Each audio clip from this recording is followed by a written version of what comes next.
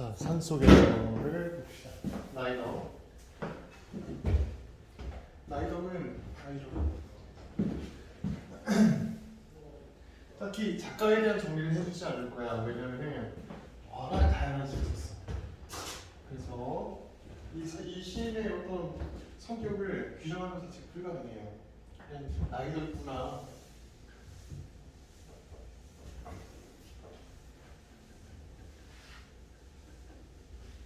정도로만 기억할 수 있다고 시간을 해봅시다. 읽어주세요. 산속에서 길을 잃어보지 않은 사람은 모르리라. 터덜거리며 걸어가는 길 끝에 자, 길을 잃어보지 않은 사람은 모르리라 이랬잖아. 저거 어때요? 모르리라. 너 모르잖아. 너 몰라. 단정. 단정적 어조다. 보통 언제 이런 게 나오더라? 단정적 어조를 썼다? 언제 이런 짓을 하지? 모르리라. 너 몰라. 너 알 거 없어. 그치? 이거 언제 쓰더라? 언제 쓰더라? 가르침. 그쵸. 뭔가에 대한, 그치? 이 약간 창자지향적인, 좀 쉬운 말로 표현하면 너에게 이 메시지를 전달하고 싶다 이 말이야. 뭘 자꾸 성찰, 깨달음, 교훈 이런 거를 전달하려고 하는지 아니면 어떤 행동을, 그치? 뭐 아니면은 좀 구체적으로 얘기하면 사회에 대한 참여를 촉구하고 싶은지 이럴 때부터 우리가 이런 거 얻을 수 있단 말이야. 벌써 첫 줄에서부터 이 시의 성격이 다 나왔어요. 앞에 그 정약용의 그 수호제 이동을 가르치려고 드는 글이었잖아. 그래가지고 그런 걸 좀 완화, 좀 부드럽게 들어왔을 뿐이지, 그지? 얘도 똑같아요. 가르치려고 들 거야. 정해진 채로 출발한단 말이야. 근데 어떤 사람은 모를 것이냐? 길을 잃어보지 않은 사람은 모를 것이다 이거죠. 그럼 길이 잃어보면 뭘 상징한다고? 길이 뭘 상징한다고? 일단 가장 기본은 길인데? 아까 전에 얘기했는데? 20분 전에 얘기했는데? 당연. 그 전에 일단 가장 기본.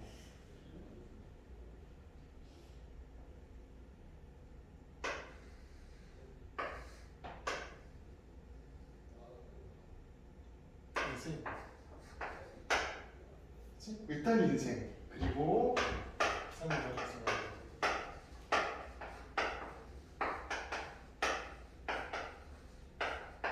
그럼 길을 잃어버린 사람은 뭐가 돼?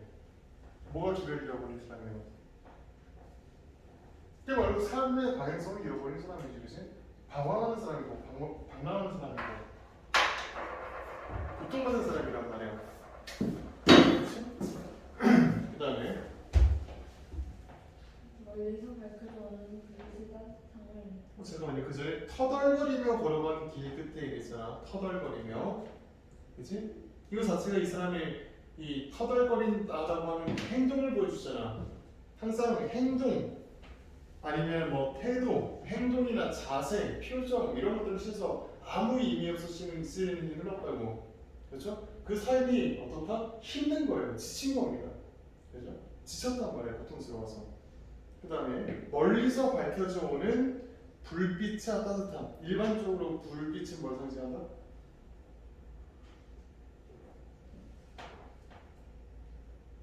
방향성 제시. 그럴 수도 있죠.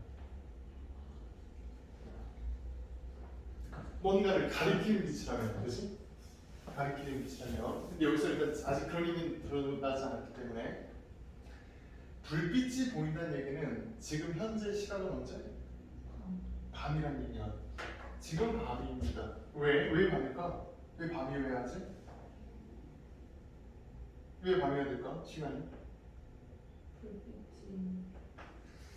얘가 길을 잃은 놈이었어. 길을 잃은 놈이기 때문에 얘 인생은 지금 밤길이란 말이야. 그치? 불편의 시간인데 얘가 지금 죽으러 가는 것도 아니고 죽은 놈도 아니니까 힘들단 말이야 살기. 사회의 방향성을 잃은 놈이기 때문에 살기 힘들다고. 그러니까 시간이 밤이어야 돼요.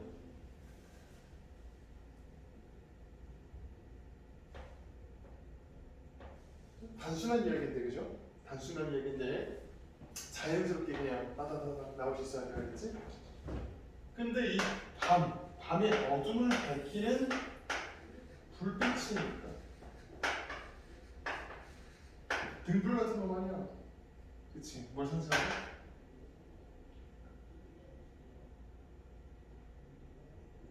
얼마 전에 그거 있지? 윤동주 씨 있죠? 그 등불 뭐 상징인데 나와서 그 똑같은 거잖아. 밤을 조금 등불로 어둠을 조금 내밀고 있잖아. 얘도 좀 조금 내밀고 내몰아주는 놈이잖아. 그치? 그때 등불이 뭘 상징했다? 희망. 희망이야. 절망적인 상황일 수 있는데 삶의 방식이 이뤄가지고 막 길도 난 어디로 가야 되나 어떻게 살아야 되는지 모르겠고 사실 너무 힘든데 그 자리에서 희망을 줄 거란 말이야. 절망하지 않는 힘을 줄 거란 말이야. 그치? 그걸 희망이라고 하잖아. 희망. 그 희망을 우리가 봤을 때 뭘 느낄 것이냐? 희망과 위로. 이게 절망하지 않도록 해줄 거란 말이야. 그치? 여전히 그러면은 이 불빛을 받기 때문에 이제 삶의 방향성이 보여요. 너무 행복해요. 그는 아니야. 여전히 밤이라고. 희망이라고 하는 건 언제 볼 수 있는 거냐? 절망할 수 있는 상황에서 보는 겁니다. 좌절할 수 있는 상황에서 보는 게 희망이야. 고통스러운 상황에서 희망을 찾지. 내가 지금 삶이 너무 행복하고 너무 짜릿해.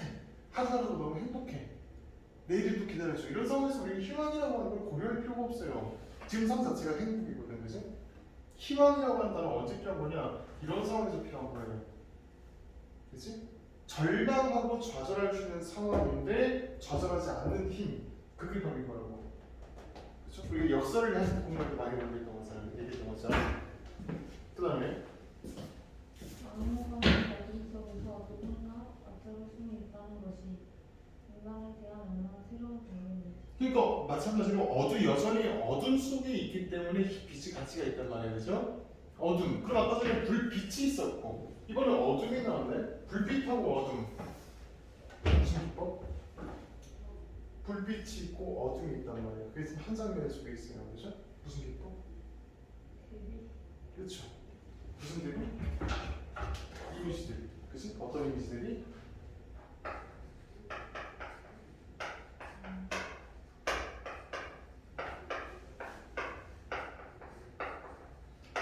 일반적으로 좀 따라갔지? 밝은 건 좋은 거고 희망이야. 어두움. 그치? 이건 뭐야? 고통. 절망. 이거 얘기하는 거고. 그 다음에요. 속에서 밤을 맞아서 새로운 알리야. 자, 인간에 대한 얼마나 새로운 발견인지 그랬잖아요. 그죠?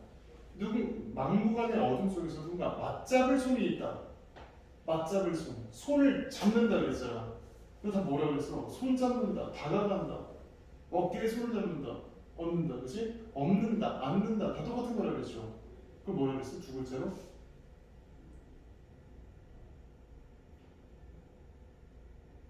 교감, 공감 이런 거라고 그러지? 교감하고 공감하고 그죠? 그 자체로서 뭐가 돼? 위안이 된단 말이야. 위안, 그죠? 이게 인간에 대한 얼마나 새로운 발견인가? 뭐 얼마나 대단한 발견이냐면 이렇게 작은 별빛이잖아, 그죠? 그럼 내가 이 손을 하나 잡는다고 해서 내 길이 평지가 되지도 않을 것이고, 그렇죠? 이게 지금 산 속에 있어서 밤길이면서 산길이어야 됩니다. 항상 인생은 길에 비었는데 다 이유가 있어서 하겠죠? 길은 산길, 울퉁불퉁한 길, 오르막길, 내리막길, 평탄한 길 다 있단 말이야. 근데 얘는 지금 산길에, 그것도 밤길에 걸어가고 있다고. 얘 인생 자체가 힘내는 놈입니다. 그렇죠? 근데 그 자리에서 누군가 불빛 하나 보여준다고 해서 손 하나 잡아준다고 해서 모든 문제가 해결될까? 갑자기 인생이 막 평지가 돼버리고 갑자기 포장도로가 돼버리고 그런 일은 존재하지 않겠죠. 그야말로 위로를 준단 말이야. 근데 그 작은 위로가 엄청난 힘을 줄 수 있다 라고 하는 깨달음을 얻은 겁니다. 그 발견이 뭘까? 그 깨달음입니다. 인생이라고 하는 어쩌면 얘만 힘든 길일 수도 있어요. 힘든 인간에게 절망적인 상황을 겪고 있는 인간에게 작은 위로, 작은 희망을 남겨주는 것이 얼마나 큰 도움이 되는지, 큰 위안이 되는지에 대한 깨달을 수도 있고요. 아니면 꼭 얘 하나만, 그렇지? 이 길을 걷고 있는 얘 하나만 밤길이고 산길이 아닐 수도 있잖아. 인간의 보편적인 삶 자체가 산길이고 밤길일 수도 있습니다. 그렇지? 우리 인생 전체가 고통이고 좌절일 수도 있어요. 근데 인간 보편적으로 이 작은 희망, 위안 이런 것들이 우리의 고단한, 고통스러운 삶을 걸어가게 하는구나. 끝까지 갈 수 있게 해주는구나. 라고 하는 깨달음을 얘가 지금 얻었단 말이에요. 그럼 뭐라고 표현하냐면 얘를 발견이라고 했어요. 그죠?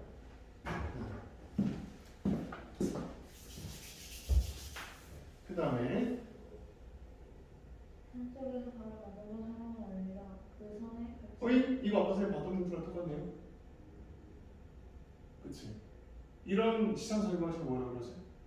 비슷한 문장 구조를 반복하는 거? 그야말로 통사 구조의 반복. 그죠? 효과는 뭘까? 뭐 수미상은 이런 비슷하겠지 뭐, 그치? 비슷한 또 갖다 썼으니까 뭐 운율 강조 이런 거 아니에요, 그죠? 그치? 요즘 마찬가지. 아까 말했죠? 산이고 밤이어야 된다고, 그죠? 험난하단 말이야. 그래서 이 산은 뭐 자연 뭐 이런 말에서 이상해 이런 말 이상해요, 그죠? 고통스럽단 말이에요. 왜냐면 밤길이고 산길이니까. 즉 시련을 겪어본 사람은 아니다. 아까랑 반대되죠. 시련을 겪어보지 않은 사람, 산길, 밤길 걸어보지 않은 사람, 삶의 방향성을 잃어보지 않은 사람은 모를 거야. 거꾸로 산길을 걸어본 사람, 밤길을 걸어본 사람, 삶의 방향성을 잃어버린 사람들은 알 것이다. 그렇죠? 그래도 마찬가지로 어떤 구조를 내냐? 체험하면 깨달음 얻는다. 그지? 괜히 앞에 이렇게 정약이랑 같이 묶어놓은 게 아니겠지? 그 다음에 그 산에 갇힌 작은 지붕들이 그들의 한 줄기보다 얼마나 큰 힘으로 어깨를 감싸는지. 어깨를 감싸준다? 이것도 뭐야? 의문이 있습니다. 그지? 그 자체가 뭐가 된다? 위로, 위안, 그지? 교감 이런 거란 말이야. 그죠? 똑같잖아. 구조가.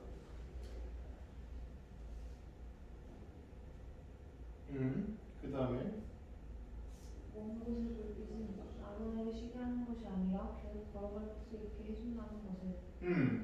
뭐 거대한 산줄기 이런 게 아니고 작은 지붕이니까 잠깐 쉬게 해주는 것, 그죠? 잠깐 쉬게 해주는 거잖아. 이 작은 지붕들이 이 길을 뭐 평지로 만들어준다든지 산이 아니게 만들어준다든지 내리막길로 만들어준다든지 할 수는 없습니다. 그냥 손 한 번 잡아주는 거, 작은 위로, 작은 위안, 작은 희망 하나 보여주는 거. 그게 어떻게 한다? 이 길을 끝까지 걸어갈 수 있게 한다. 우리의 삶을 계속 이어나가고, 그렇죠? 의지를 꺾지 않고 계속 절망하지 않고 앞으로 갈 수 있게 해준단 말이에요, 그렇죠? 그래서 먼 곳의 불빛은 나그네를 쉬게 하는 것이 아니라, 그래서 편안하게 해줄 수는 없다. 편안하게 해주려면 평지로 만들어줘야 돼. 그렇죠? 너 지금 힘들어? 한 10억 줄게 일하지 말고 집에 해줘야 된단 말이야. 그걸 해준다는 게 아니고 여전히 밤길이고 산길입니다. 삶이 고통이고 그 고난의 연속이라고 하는 그 현실적인 문제는 극복할 수 있게 해줄 수가 없어요. 그치? 하지만 뭘 해줄 수 있다? 계속 그 고단한 길을 이겨나갈 수 있게 해주는, 절망하지 않게 해주는 희망을 줄 수 있다. 위안을 줄 수 있다. 그죠? 그것에 대한 가치를 얘기하는 거죠. 뭐 별다른 내용 없지? 이것도 앞에 시간 앞에랑 마찬가지로. 그래서 먼 곳의 불빛이잖아요, 그죠? 먼 곳의 불빛이니까 이제 먼 곳의 불빛이니까 아까 전에 소희가 얘기했던 걸 얘기해 줄 수 있지, 그죠? 먼 곳의 불빛이니까 그 빛을 보고 계속 걸어가게 준다는 거야, 그쪽으로. 그렇지? 계속 그 고단한 삶, 여전히 여기는 밤이고, 고개를 숙이면 여기 여전히 깜깜한 어둠이고, 살은 계속 울퉁불퉁할 거예요, 오르막길이고. 근데 그 힘든 길을 계속 가게 해주니까 희망을 줄 거다. 그래서 그렇게 얘기했었잖아. 등불이 왜 희망이냐? 원래 어두운 세상이란 말이에요. 등불이 필요할 땐 밤이에요. 그렇지? 밤일 때 밖으로 나갈 수가 없습니다. 보이는 게 없기 때문에 방향을 잡을 수가 없고 자기 발밑을 볼 수가 없어요. 그래서 자기 방 안에만 있어야 됩니다. 닫힌 공간 속에 있어야 된단 말이에요. 그렇지? 세상과 소통할 수 없게 한단 말이에요. 근데 등불이 있으면 그것으로 인해서 등불을 일단 기본적으로 들고 다니는 걸 전제로 하니까 등불이 있으면은 어느 정도 밖으로 나갈 수가 있다. 그렇지? 열린 세계로 나갈 수 있게 해주는 힘이란 말이에요. 그래서 희망입니다. 이게 가장 전형적으로 등불이 희망으로 사용하는 시예요. 그렇지? 그래서 뭐 위로를 준다 이 말이에요. 대단한데 쉬운 내용은 없지. 바로 활동 넘어갑시다.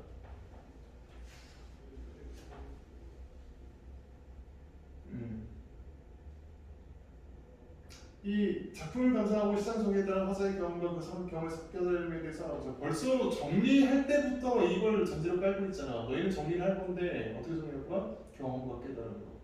그렇죠? 보통 근데 경험과 깨달으면 수필에서 쓰는 구조잖아. 근데 이건 시인데 경험과 깨달은 구조를 바탕으로 써는 거지. 그 얘긴즉슨 이 시의 목적 자체가 원래 본질적으로는 시는 자기 정서를 표현하는 문학이야. 그게 원래 정체성이지. 근데 우리 봤잖아. 뭘 봤냐면은 시를 썼다고 했는데 사실은 짧은 소설을 쓴 놈도 봤고, 그렇지? 그걸 섞어 쓴 놈도 봤단 말이야. 마찬가지예요. 이건 시라고 썼지만 내용 수비랑 똑같은 겁니다. 그 얘긴즉슨 짧은 형식이지만 경험과 깨달음의 구조를 두고 있으니 시에 쓸 목적 자체가 벌써 교술이랑 똑같았습니다. 그렇죠? 이거를 뭐 이 시만의 특징 이런 식으로 이해하는 것도 물론 괜찮지. 뭐 내식을 해결할 수 있겠지. 근데 이 안목을 가지는 거 일반적인 원리에 익숙해지는 게 좋아요. 알겠지? 구조와 경험과 깨달음의 구조의 주제 자체가 기본적이다. 수필을 짧게 쓴 거구만. 이렇게 알겠지? 마찬가지로 소설을 백성의 시를 볼 때에도 분명히 시라고 짧게 써놨는데 뭐 엽순을 좀 구성 넣어놓고 인물 사건 배경에 스토리가 있네. 이거 주제 자체가 개인 정서가 아니고 사회 공동체의 문제를 이 비판하는 내용을 담고 있구만. 그렇지? 사실주의적이구만. 이건 이거하고 똑같다는 거야. 알겠지? 그다음 정리를 쭉 읽어볼까? 1년에서 화장 경험이 나왔고 뭘 봤느냐? 어둠 속에서 길을 잃고 헤매다가 멀리 보이는 불빛의 따뜻함을 느꼈다. 그 체험을 해봤다는 거죠. 그래서 뭘 느꼈냐면 어둠 속에서 맞잡을 손이 있다는 것은 위로가 된다. 그렇지? 그리고 혹은 맞잡을 손이니까 그냥 뭐 잡는다 이렇게 뭐 어깨에 손을 댄다 이런 거 있잖아. 어깨에 손을 댄다, 안는다, 없는데 이런 거 있잖아. 그냥 교감, 뭐 거리감이 좁혀진다, 뭐 위안, 위로, 교감 이런 식으로 해석할 수도 있는데 특히 한 80년대, 90년대, 7, 80년대, 90년대 나온 시들이 그 당시에 약간 독재사회 이런 거였잖아. 그래서 그 당시에 그런 사회 부조리 좀 부정한 권력에 맞서다가 뭐 감옥에 들어가고 그런 양반들이지 좀 많았을 거 아니야. 그런 양반들의 시에서 이 맞잡을 손이다, 뭐 어깨를 서로 이렇게 감싸는다 라고 하면은 교감, 위로 이런 걸 좀 넘어서서 연대의식, 이 고단한 사람들, 이 고단한 이유도 그럼 사실 삶 자체가 고단한 것도 아니고 약간 뭐랄까 시대 자체가 밤이기 때문에 고단하게 되는 거지. 그런 식으로 해석해야 된다면은 연대의식이라고 해석할 수 있습니다. 민중들이 그냥 한 인간이 아니라 민중들이, 억압된 민중들이 이 험난한 밤의 시대를 헤쳐나가기 위해서, 아침을 맞이하기 위해서는 서로 연대해야 된다 라는 의미로 바꿔질 수도 있어요. 알겠지? 일단 지금 그렇게 해석 안 할 거야. 그렇게 해석할 여지가 있고 언제나 열려있습니다. 알겠죠? 시대가 따뜻하기 때문에. 그 다음에 2년, 그 경험을 거둔 깨달은 뭐냐? 네, 되겠고 3년은 뭐냐면은 이 산속에서 밤을 맞았을 때 거대한 산줄기보다는 산이 같은 작은 지붕들이 더 큰 위안이 되어졌다. 작은 위로가, 그죠?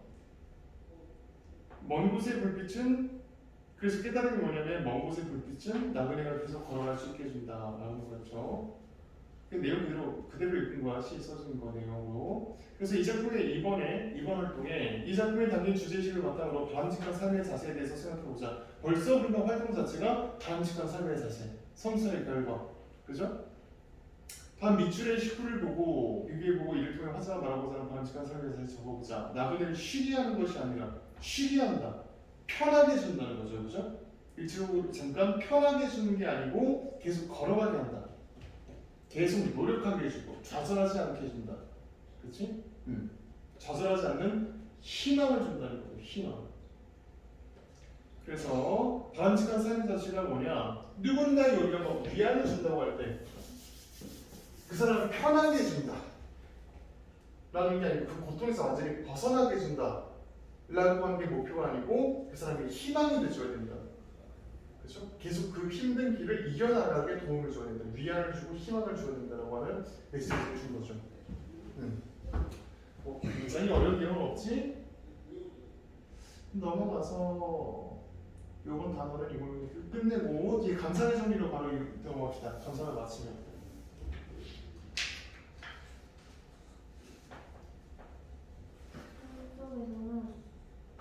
속에서는 길을 밀고 헤매었던 화자의 경험을 바탕으로 어려움을 돋보이고 있는 이들에게 희망이 될 수 있는 따뜻한 힘에 관해 통찰한 시이다. 이 작품에서 물빛은 삶 속에서 길을 잃은 사람에게 따뜻함과 안도감을 주는 존재, 실 같은 어둠 속에서 우리가 의지하며 도움을 받을 수 있는 존재, 큰 힘으로 어깨를 감싸주는 포용력 있는 존재로 보여져 있다. 특히 이 작품이 자연에서 불빛의 진정한 의미를 발견할 수 있는데 이것은 불빛이 나그네를 쉬게 하는 것이 아니라 계속 걸어갈 수 있게 힘쓰는 것이다. 이 포용력이라고 하는 단어가 왜 나왔지? 우리는 이미 알고 있잖아. 일반적으로 그늘이라고 하는 건 원래는 안 좋은 거다, 그지? 원래는 안 좋은 건데 그 그늘이 나를 쉬게 해주는 그늘일 때, 그죠? 나를 쉬게 해주는 그늘일 때 이 그늘은 뭘 상징한다?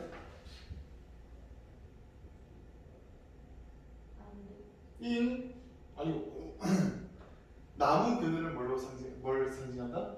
나를 쉬게 해주니까 안아주는 힘이잖아. 그걸 세 글자로 물어봤거든.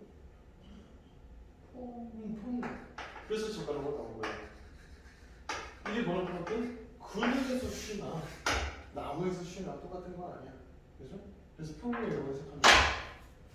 일반적인 거예요. 그늘은 원래 일반적으로 안 좋구나, 어두우니까 명암이 이미지에서 어두운 거니까 안 좋은 거잖아. 근데 나무 그늘이라고 하는 건 일반적으로 남을 쉬게 해주는, 내가 햇빛을 막아주는 거냐, 내가 좀 뜨겁더라도 남을 시원하게 해주는 힘 아니야, 그죠? 그게 안아주는 힘이라고. 그래서 나무 그늘을 포용력이라고 해석할 거야. 이 지금은 똑같잖아, 그죠? 가르치잖아. 그래서 포용력이라고 해서. 그다음에 쉬게 한다는 것은 잠깐 그리고 일시적으로 나그네를 편안하게 하는 것이다. 그러나 계속 걸어갈 수 있게 해준다는 것은 나그네가 지속해서 움직일 수 있는 희망과 힘을 씌워준다는 것이다. 화자는 나그네가 계속 걸어갈 수 있도록 해주는 불빛을 긍정적인 존재로 인식하며 우리 역시 시리의 뜻을 이룬 나가 포기하지 않고 계속 길을 걸어갈 수 있도록 해주는 불빛 같은 존재가 되기를 소망하고 있는 것이다. 뭐 별다른 내용 없으면 넘어가겠습니다. 밑에 문학 박이 정서 읽어보세요. 문학의 즐거움은 알약을 꽉 찔러 입혀놓은 감동과 같고 감격의 심화한 미치는 승리학 알맹이와 같다는 것이다. 이번 관점에서 볼 때 문학의 쾌락적 요소는 유익한 시선 전달의 수단으로 인식된다. 굉장히 중요한 얘기예요. 별거 아닌 얘기인데 중요한 얘기예요. 이 작품들을 내놓고 저글을 실어놓는다는 것 자체가 약간 넌센스긴 한데, 쌤이 왜 저번에 정리할 때 문학의 가치를 얘기할 때 있잖아, 그지? 문학의 가치를 얘기할 때 인식적 가치, 윤리적 가치 이렇게 하면 됩니다.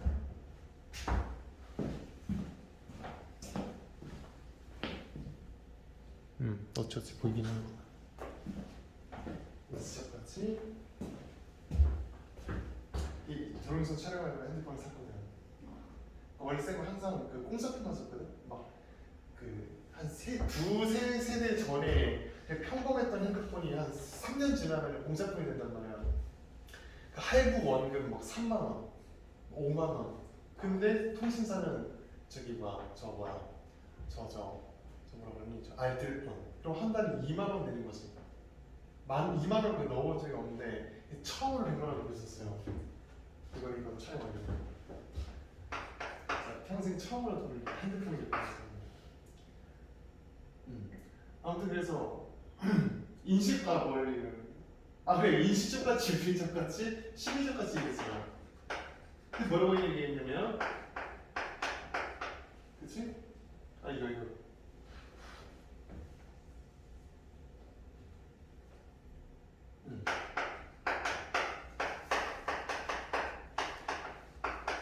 이런 거 써줬나? 인식의 윤리만 좀. 아니 이거 내가 안 썼다고? 세 가지 정했었는데? 그치는 선. 이거 안 썼어?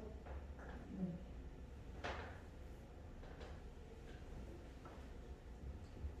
그때 쌤 분명히 그 제도론적 문학관에 대해서 얘기했었을 겁니다. 그치? 그러니까 흐름이 이렇습니다. 그러니까 정약용 이전에 정약용, 박지원 이런 사람들이 있기 전에 조선 전기까지만 해도 이런 거는 가치가 없었다고. 그러니까 교술이 문학의 핵심이 있는 거예요. 문학하면 교술 아니면 시란 말이야. 왜? 시나 교술을 통해서 진정한 진리, 삶의 진리, 그렇죠? 진정한 인식과 진정한 깨달음에 도달하는 것 자체가 문학의 존재 목적이니까. 그렇죠? 그럼 우리는 제도를 좀 물어보려고 한단 말이야.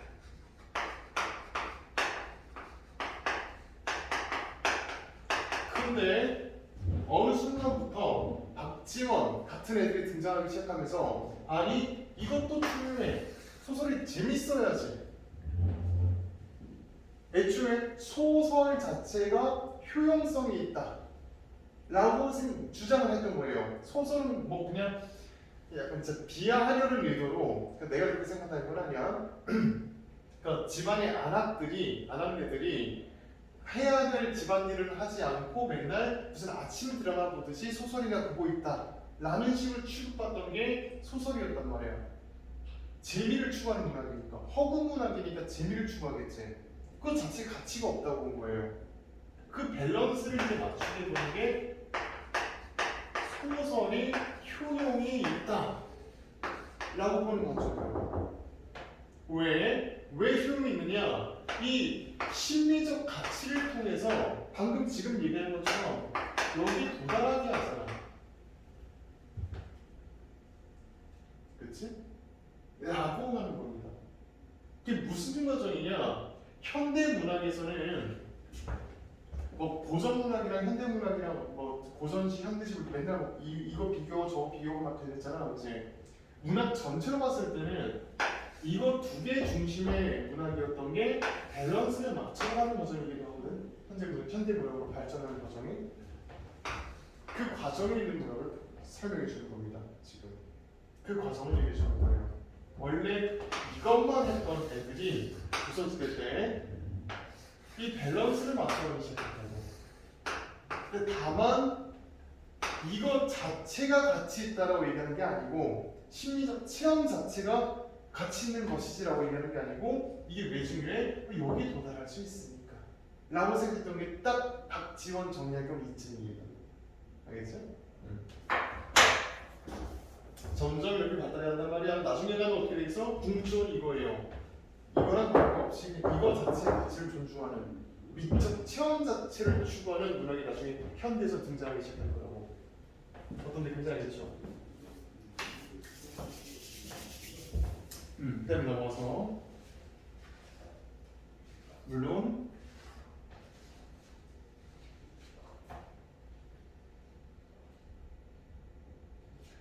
계속 읽어주세요. 이런 관점에서 넘어갔구나. 다시 찾아서 물론 인생의 심오한 진리나 의미를 깨닫는 것을 통해 문학의 즐거움이 더 깊어진다고 할 수도 있지만 작품의 아름다움과 감동적 의미는 단문과 약상동처럼 따로 나누기가 어렵다. 그렇기 때문에 오늘은 문학의 철학적 기능과 교훈적 기능을 명확하게 구분하여 어느 한쪽만을 더 우월하게 보는 시각은 지향되고 있다고 볼 수 있다. 알겠어요? 근데 지금 도형을 뭐 2시간 안 해줘서 그렇지 3단계를 얘기하는 거야. 요것만을 중시했던 데 1단계 그 다음 버튼 뭐? 2단계 이거 미드 중요해. 왜? 진리에 도달하게 주니까 3단계 뭐야? 뭘 소리야? 색깔 똑같이 같이 있는 건데 그치? 별로 상관없어 이거 정리하는 거예요. 조선 초까지 조선 후기 때 박지원 같은 애들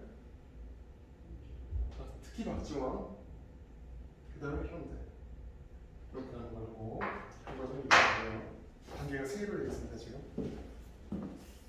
글을 워낙 있어 보이게 쓰는 건데가 지금 말을 어떻게 써놨는데 저거 얘기하는 거야. 넘어갑시다. 그럼 그 다음 일단 그 밑에 정리하기를 보면서 우리 저번에 했던 내용 복습 좀 해볼까? 그 다음 페이지에 뻔한 내용인데 까먹었을까 봐 가서 좀 읽어봅시다. 전 했던 내용 그대로 다 있는 거예요. 문학의 인식적 기능을 읽어보세요. 문학 작품은 작가가 현실의 다양한 대상을 나름대로 인식하고 거기에서 새롭게 발견한 의미의 결과를 담고 있습니다. 즉 문학은 뭘 담고 있느냐? 가치 있는 경험을 담고 있단 말이에요. 가치 있는 경험. 특히 지금 우리가 뭘 봤냐면 수필을 봤다고. 수필은 작가의 개성이 가장 돋보이는 작품이다, 그죠? 그 개성 어디서 돋보이냐? 첫째 내용에서. 그럼 내용에서 도대체 뭐가 가치 있는, 뭐가 개성이 있느냐? 똑같은 가치관이 다르니까. 똑같은 대상을 보더라도 그 대상을 대하는 태도가 다르다고 그랬잖아. 일반적으로 벼슬, 아까 봤던 집, 땅, 옷 이런 것들, 그 돈 같은 것들, 우리가 가장 가치 있게 생각하는 것들인데 우리가 일반적으로 현대인이든 옛날 사람들 돈중하고 집중하고 돈중하고 다 났을 거 아니야. 가치 있는 것인데 많이 보고 왜 지켜? 무슨 의미야? 그렇지? 나를 지켜야지. 그렇죠? 이 새로운 개성 있는 가치관을 바탕으로 깨달음을 가져왔단 말이야, 그죠? 그러니까 이렇게 얘기하는 겁니다. 세상에 대한 새로운 인식. 그래서 가치 있는 경험을 가져왔단 말이에요. 그치? 문학이라는 건 뭐였다? 가치 있는 경험을 형상화하는. 그렇죠? 시라면은 비유, 상징, 이미지로 보여줬을 거고 소설이라면 갈등으로 보여줬을 거고 수필이었으니까 뭘로 보여줘?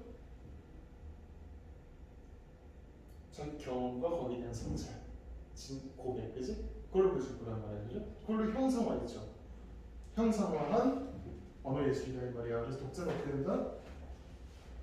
문학 작품을 감상하며 이전에 미처 알지 못한 새로운 사실들을 발견한다. 꼭 몰랐던 걸 아는 것만 인식이 아니라 그랬어요. 그 밑에 뭐로 썼느냐? 몰랐던 거, 알았던 걸 새롭게 인식하는 거. 또 인식이라고.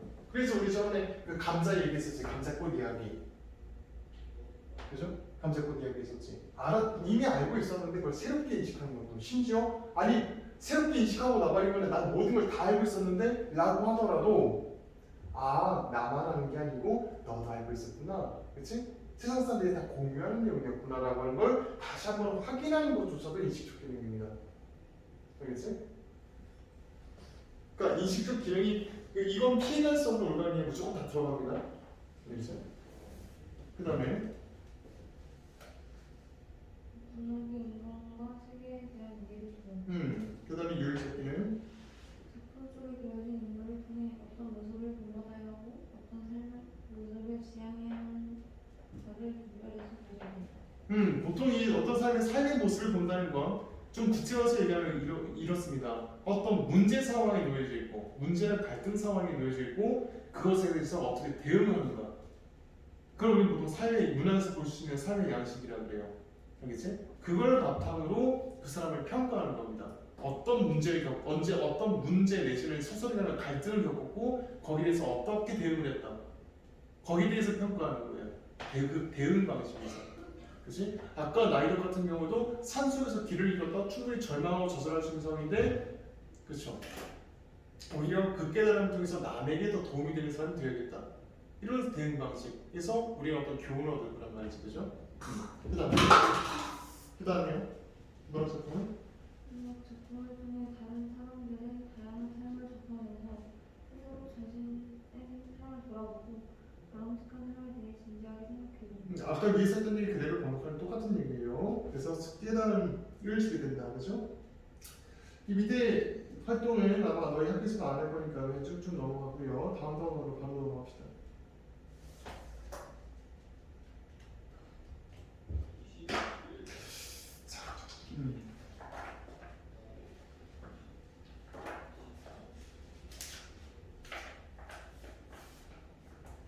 그래서 이 어휘가 안 나와가지고 그냥 어휘 하나만 조금 점검하고 넘어가는데 문제를 보다가 혹시 이런 단어를 발견하게 될지도 몰라. 형식미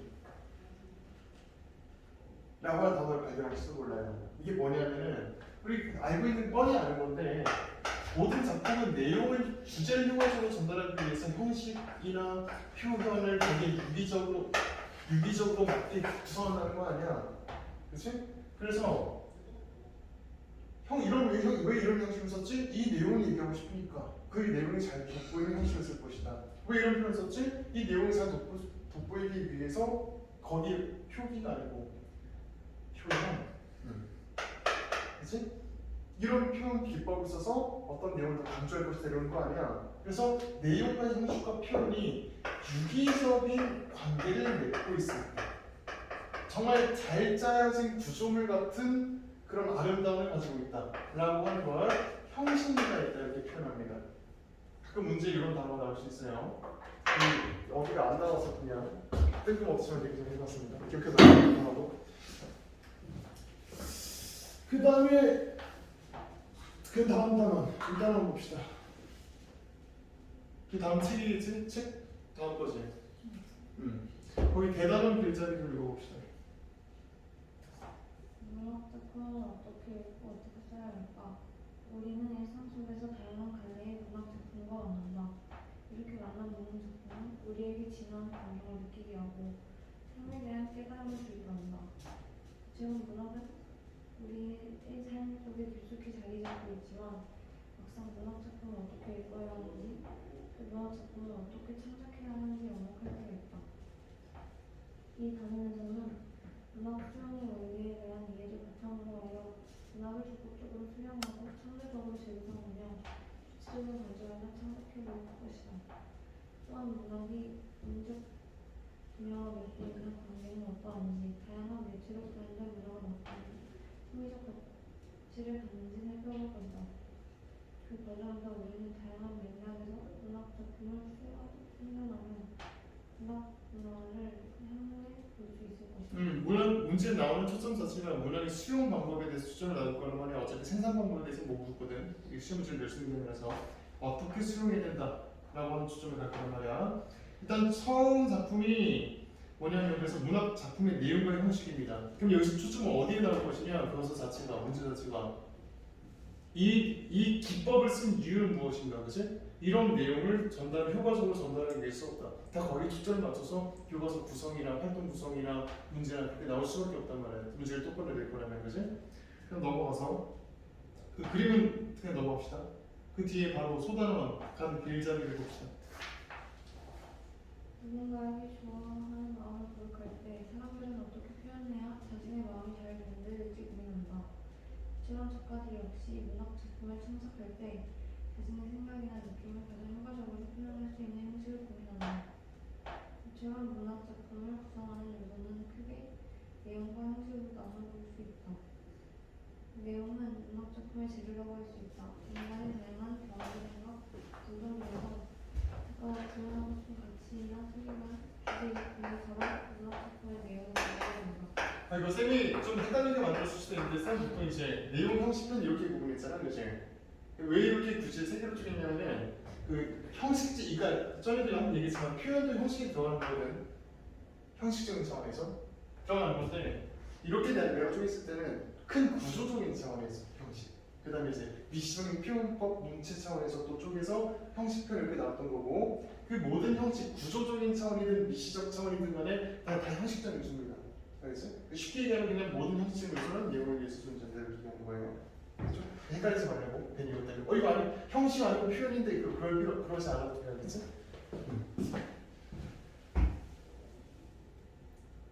그다음에 그러나 내용만으로는 작가가 말하고자 하는 것을 완전히 구현할 수 없다. 그래서 작가는 자신이 전달하고자 하는 내용을 작품에 효과적으로 담아낼 수 있는 적당한 형식을 선택하게 된다. 서정, 서술학, 그 두들과 같은 정리, 비유나 상징과 같은 문학적 표현 방법, 내용을 배열하고 부합하는 구조 등을 모두 문학 작품의 형식이라고 할 수 있다. 뭐 비유 상징 이런 건 되게 미시적인 차원이고 이제 그 전체적인 구조, 그죠? 무슨 갈등 구조라든지 아니면 뭐 발단 전개 미서 증가나 이 모든 큰 형식적 차원, 구조적 차원 다 형식적 요소라고 부르는 거라고. 그다음에 문학 작품의 내용과 형식은 각각 독립적으로 존재하는 것이 아니라 서로 긴밀하게 연결되어 있다. 어떤 내용을 담느냐에 따라 형식이 달라질 수도 있고 또 어떤 형식을 사용하느냐에 따라 내용을 전달하는 행보가 달라질 수 있다. 따라서 우리는 작품의 내용과 형식의 유기적인 연관성을 충분히 이해하고 고려하면 작품을 수용하는 능력을 기르어야 한다. 이 정도 읽고 쌤한테 설명 들었으면 이제 여기 내용은 흔들릴 일이 없겠지. 그렇지? 이제 뻔하게 느껴지죠, 굉장히. 바로 넘어갑시다. 굳이 구구절절을 생각하지 않겠습니다. 바로 넘어갑시다. 가는 본문으로. 이거 우리 봤어, 그죠? 한번 봤어? 같이 했잖아 이거. 그죠? 봅시다. 일단 김소월이라고. 김소월이다. 김소월이 다시 나왔단 말이야. 물론 우리 한번 했던 거지만